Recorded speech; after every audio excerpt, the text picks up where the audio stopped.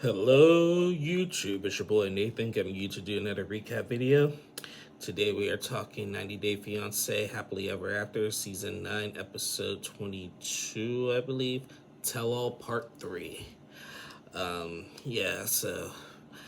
gonna get on into it, but before I begin I had to make an announcement. We found out today some devastating news.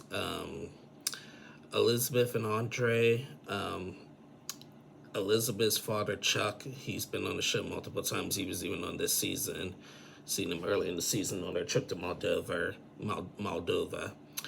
Elizabeth's father has passed away. Apparently, he actually passed away 2 weeks ago. Elizabeth and her family are just now posting about it on social media. So R.I.P. Chuck Podcast.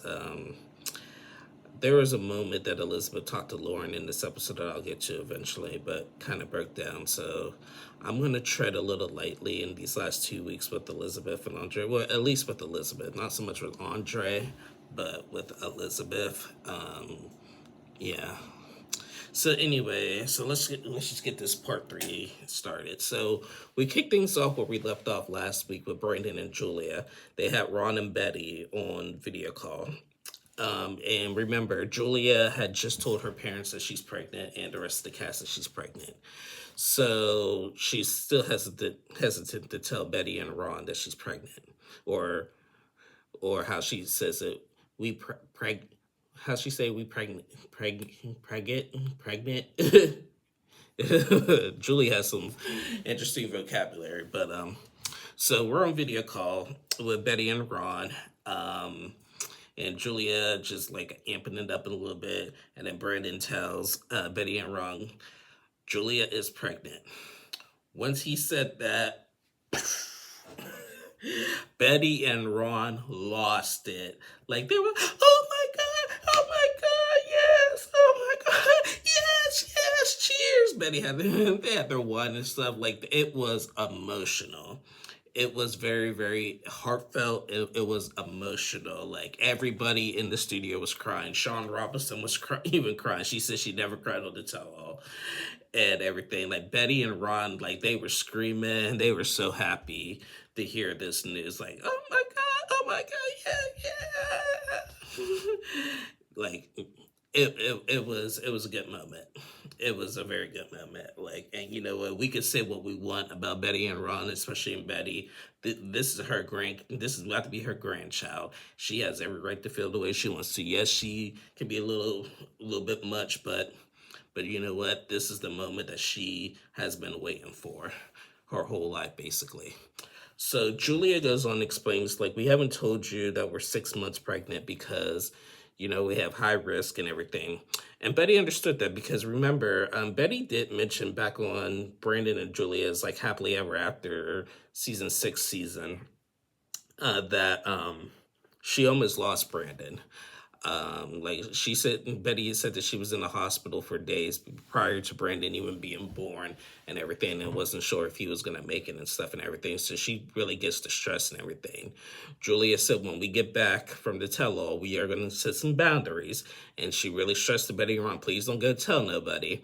And they were joking, I'm about to climb the highest mountain to tell everybody. She's like, no, we ain't doing that.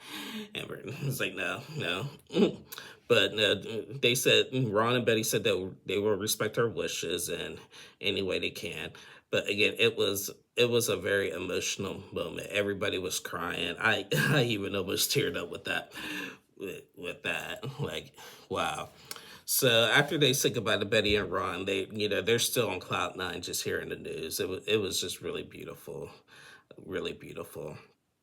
So they go backstage. They take a break after that. Sean Robinson comes up and gives Brandon and Julia a hug, saying that she never cried on the tell-all and everything. So, and everybody else is just doing their speculation. Like, Kara had a conversation with Julia the night before that didn't air. And we just thought that, and she didn't think nothing of it. And Yara comes up and says, Joey thought you were pregnant because, like, your boobs are big and she wasn't drinking. So she's pregnant and everything. I didn't think so. And, everybody's just congratulating Brandon and Julia. It was a really, really heartfelt. And you know what? It was a nice little dynamic change from all the drama from the day before and everything So it was just nice to have some like good news. Like surprisingly, Brandon and Julia were the light, were the light with this news. They were the light of all the drama going on. So yeah, really heartfelt moment. So that was Brandon and Julia. Next couple they went to was Darcy and Georgie. They spent a lot of time on them. Now you already know throughout the whole season, I really like try like I don't like to fast forward with couples because I have to bring you guys the entire content. As much as I want to fast forward with some of these couples and stuff, Darcy and Georgie was my fast forward couple if I was going to do that. So Darcy and Georgie, it's just the same old. Um, they mostly talked about Georgie and his now immediate desire to have kids. I guess Georgie living in Miami, he likes to flirt a lot, go out to places. He calls it networking, but he likes to flirt and everything. Darcy thinks he's doing stuff that he shouldn't be doing and is suspicious and everything. And yeah, it's just a typical Silva twin thing. So most of like I said, most of the topic was just about the kid, about having a kid and everything. Now, obviously, we all know that Darcy can't have kids. She's in her 50s. She can't have any more biological kids and everything. And like she don't have any more eggs. They asked Sean had asked Georgie like, do you want to do adoption or surrogacy? He's like he prefers surrogacy, but Darcy don't have any eggs and stuff and everything. Georgie did say that, like, in the beginning that he really didn't want to have kids, because Darcy even pointed it out that Georgie wanted to travel the world, live their best life, basically, and everything. But after their trip to Bulgaria, something changed his mind and everything. And, Georgie, and, Darcy's defense, Georgie, like, as she said, this was going to be like this the moment you married me, so I hate to admit it, but Darcy is right when it comes to that moment and stuff and everything. So yeah, they talked a lot about that, and we just really got nowhere, just typical things with Darcy and Georgie. So then they brought out Stacy and Florian like they always do. They brought out Stacy and Florian, and then they talked about the scene when Georgie had told that Darcy and Stacy were broke and everything, and he said that he said that because he felt disrespected when Darcy says, "Oh, Georgie, you could take my money and everything," and saying, "Oh, that she thinks I'm in for the money and that's disrespectful." But Darcy was just like, "You wouldn't be with me if I didn't have much. I paid her rent, this, and that." And she even admitted that, like, she'll pay the rent and he'll pay like some other stuff, and he sends like quite a bit of money to her to pay his part of whatever they gotta pay for and everything. So it's not like he ain't paying for nothing. Darcy made it sound like he ain't doing nothing, basically. Now they also mentioned that they do have like a shared account, but they have nothing in it. I don't know why and everything. And Georgie just feels like Darcy and Stacy are just irresponsible with their money. They spend a lot on clothes, and nobody's mentioning plastic surgery. Nobody. I just don't. Again, and what irritates me about this is that, like, nobody calls out Darcy. Everybody always comes to Darcy and Stacy's rescue, but nobody calls out their behavior. Everybody loves Darcy and Stacy, and they could do no wrong, and it's always their guys' fault. But nobody calls out the weirdness how they act, and their role and why their relationships are failing. Because we'll talk about Stacy and Florian here in a second too. And that's just what annoys me about this, is because, like, everybody now on social media, everybody on social media is like been Team Georgie for the most part and everything. Now, does Georgie have some problems? 100% he does. Kara pointed it out. He was like, you know what? When you don't act like you're married, you don't like really like communicate with your wife. You don't, there's like really lack of not that much intimacy and everything. You don't want to share funds with her and everything. Like, and I've said that all season about Georgie that he needs to do more of that and everything to make this relationship work. However, in his defense with that, Darcy is just way too much emotionally and everything, and it's just he's just tired of it, and I can see how he's getting tired, but I just wish that they would point that out. Of course, Darcy is just gonna still like, oh, I did this, you done nothing, and everything, blah blah blah, and everything. So, sorry guys. So yeah, again, we just get nowhere. So they asked Stacy like well they asked Stacy like is Georgie in this for the long run, and she said no, and then she pointed out to Florian neither one of them are in it for the long run, because apparently, now remember, Stacy and Florian were on last resort, and I guess things were going okay after the last resort, but Florian moved out, and he moved back to Connecticut because I guess he got a new job and everything, and he got his American citizen papers, so he's now officially a U.S. citizen. So congrats, Florian. I don't like him, but that's great. He's finally working, because I always said that he was really lazy, just going up Stacey's, being up Stacey's tail all the time. But he moved to Connecticut without Stacy. They're separated. They are separated, and Stacy said that they only seen each other a few times since like he got all his stuff. Now, they asked him like, did he move like after citizenship, and he was like, no, it was before and everything. But still, like, Stacy just had issues with the timeline basically and everything, and Florian wants her to move there, but Florian just feels like he has nothing in Miami, basically.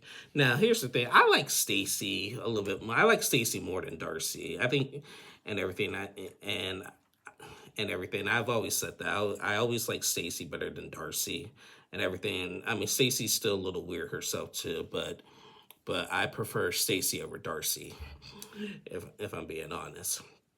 So they talked about that, and then like before they also talked about when they were in Bulgaria about the cover-up thing.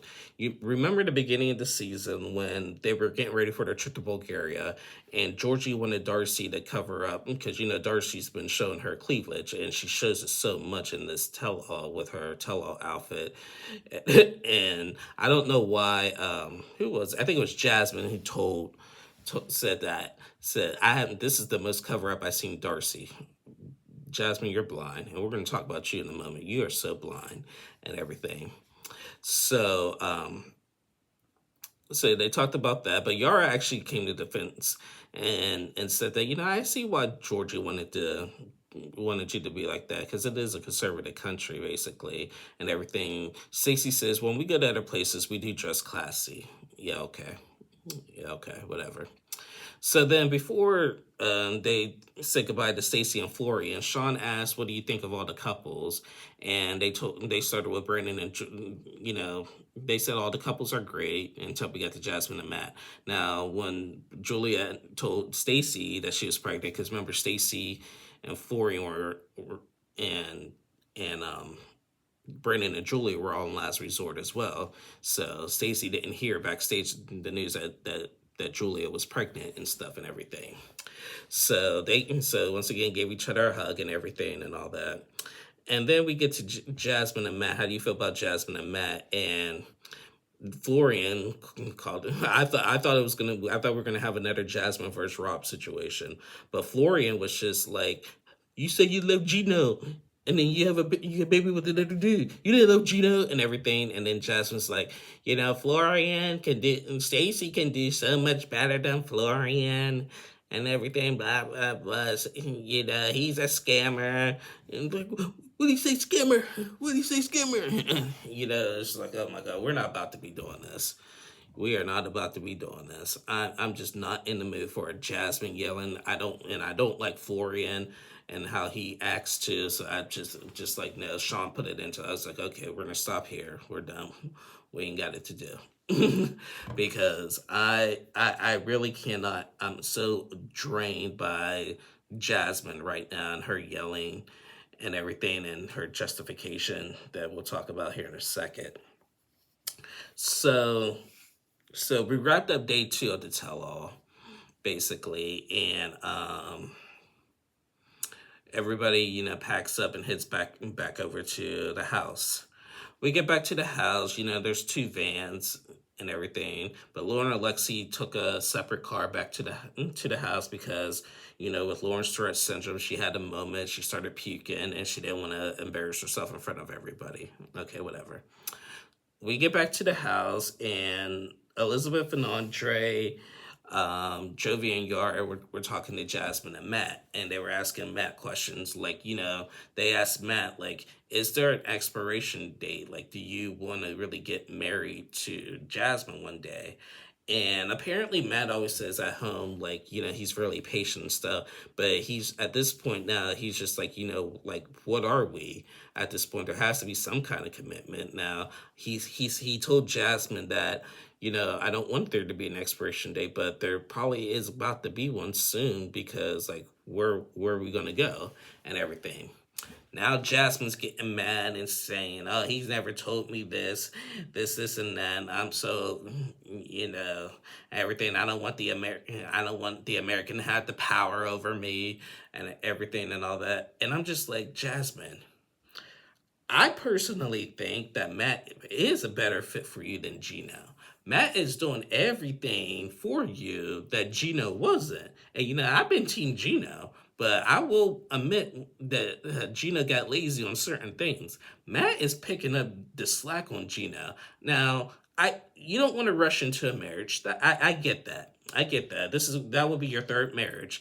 Anyway, you're still legally married to Gino anyway, so you still gotta get that divorce. But then Elizabeth and Andre came up with the debate like, well, you just had a baby with them, so you should get married. And Elizabeth's like, this ain't 1875. Like, you don't have to be married to have a kid and everything. And Andre's like, I prefer to be married to somebody before I have a kid and everything. And for once, I agree with Andre. That's the best way to do it and everything. So then, the rest of the group comes. Jovi decides to go play this game where he has like a cup, like tied to close to his like lower region and everything, and then like you have to like oof it and then put a ball in it. Like it was kind of weird and stuff and everything. But Elizabeth was playing it. Then we seen Kara and Julia like do some karaoke for Guillermo and Brandon. It was pretty cute. Excuse me. And then we seen like Stacy and Florian came to the house, and they're just talking to the girls and everything, and Andre decides to try to get Jasmine and Florian to make amends because Jasmine said that her and Florian, I don't even know how they became friends because they started out friends on the last resort, then they fought a lot, then became friends, and then they were fighting.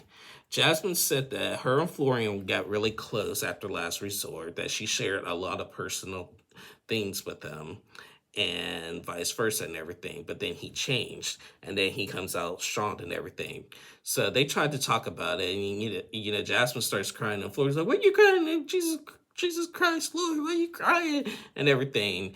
And Matt is just standing there. Matt didn't say nothing while they were arguing on stage, but because now Jasmine is mad at Matt, but Matt's just like, well, she's mad at me right now, so I can't win no matter what I do. Because Kara yelled at Matt, she's like, you need to stick up for your woman here, and then you're not saying nothing. He's like, well, I don't even know what we are right now and everything. So it's just whatever, basically.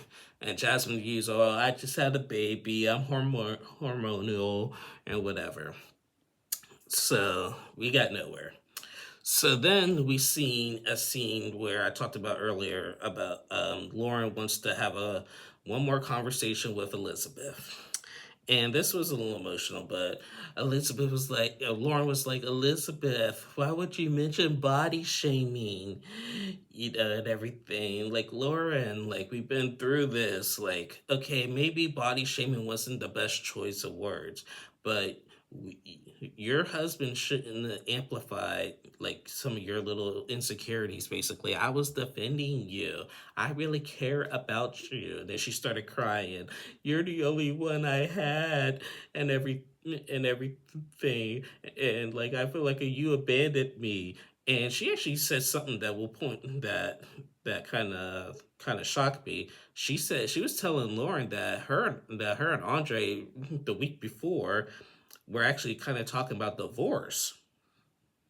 Oh, they were talking about divorce. Yeah, that would be the day. I think that's BS. I think clearly think that's BS. Talking about divorce, I think that's BS.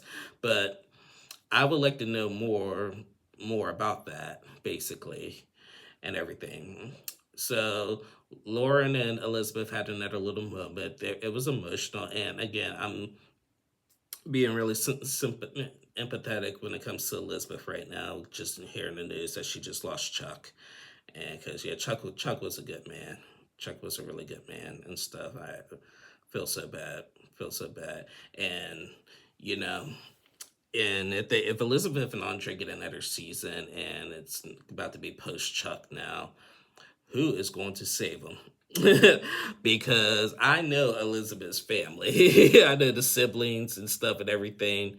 And I knowing them, like I could see that this is wrong for me to say, and like I'm not saying that this is what's been said, but what I was just thinking, just knowing the track record with Andre versus Elizabeth's family and stuff and has been, I feel like I feel like if they already had the funeral, if they had the funeral, I feel like everybody should be civil. Andre, don't fight with Charlie. Don't be cussing and starting problems like with Charlie or the girls or anything. And everything. Don't start nothing like that. And as for Elizabeth's siblings, don't be blaming Andre for your father's death or something like that. Now that's terrible for me to say, and I'm sorry, but I just knowing the track record and what we've seen over the years with Elizabeth's family versus Andre, it wouldn't surprise me if they would say something messed up like that. I'm sorry if like that's a bad generalization on my part and everything, but they struck me as that type and stuff. But I just hope that. But what I'm just saying, I'm not like gonna go deep into that. But I'm just saying that I just hope that there's no blame. I just hope everybody right now is civil as they're grieving. Because Andre did love Chuck too. Andre really liked Chuck. Like Chuck did a lot for Andre and everything. So, but if they get another season, who is going to save them? That's going to be the question. So, but again, we're praying for the podcast family. We're praying for Elizabeth, Andre, Becky, Jen, Charlie, and everybody. So again, R.I.P. Chuck. So after Elizabeth and Lauren had their conversation, we turned Jasmine, and Matt decided to go to a hotel, and you know Jasmine's out yelling at Matt. She's like, why would you say that there's an expiration date and everything? You know what, I can just go after, I don't have to wait till the lease is up. I can just go and take Matilda and go live on my own and everything. And Matt was just like, bro, I'm tired of this arguing. You're in there yapping, yapping, yapping and all that. Who talks this much? Like, you gave Gina a fair chance and everything. You're not giving me nothing and everything. I didn't give Gina an automatic chance and everything. It took me a year to introduce him to my kids and my family and this and that and all that. And Matt's just drained from it all. Then Gina comes out. I don't know what's gonna happen, but Gina comes out and he was just like, and then Jasmine's like, what do you want, Gino? And we left off with the cliffhanger with that. So, yeah. Now, next week, here's what I know for next week. Next week, we'll finally see that conversation that we've seen in the trailer where Gina and Jasmine will have a conversation where Jasmine says, I really did love you and I never wanted to be with Matt. And Matt hears that. And we're also going to see Matt's reaction and be like, is this baby even mine?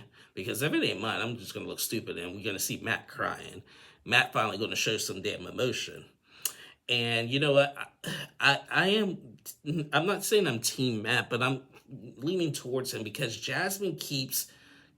like Jasmine keeps like justifying her actions like it's nothing and everything. Like, she had a she was in I don't even call this an open marriage. She likes to use the open marriage as a crutch. Oh, I was in an open marriage and then yeah, I messed up. I got pregnant by another dude. Oh, this dude does a lot for me. The sex is great. But I don't want to be with him. I love Gina. But I can't stand Gina. Like and everything. I'm just like, come on, Jasmine. Like, and I'm tired of all her little posts on social media that she's doing. Like, one day she's in love with Matt. Next day, like, she's telling that she's not all that happy with Matt. Like, but she's still with Matt. So I just can't with Jasmine. She likes to really justify her actions and at this point it doesn't make sense. I'm done with it, Jasmine. I'm done. I don't care what you have to say anymore. So, yeah. Also, judging by the previews of the next week's final part, we're going to see Lauren's friend Noga come out, and she's going to be in studio. I thought she was going to be on screen, but she's going to be in studio because the Florida Three got to do one more thing. So, and we see where Elizabeth confronts her. Like, are you going to start with the apology? You got some nerves showing up. You got some balls showing up here today. I can't wait to see that, basically. So yeah, it's gonna be a lot. Yeah, I heard the fourth part is gonna be pretty good, so I can't wait for that. But anyway, guys, that is the end of my review. Yeah, again, R.I.P. Chuck. I feel so bad.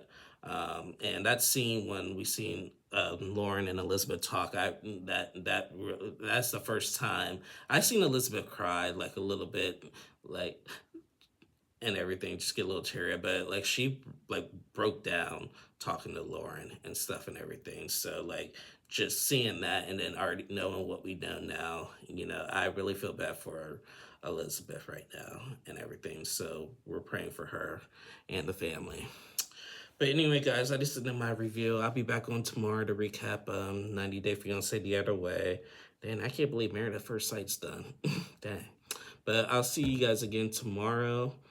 You guys have a good rest of your day, and love you guys. Please like and subscribe to my channel, and I'll see y'all again soon. Bye, y'all.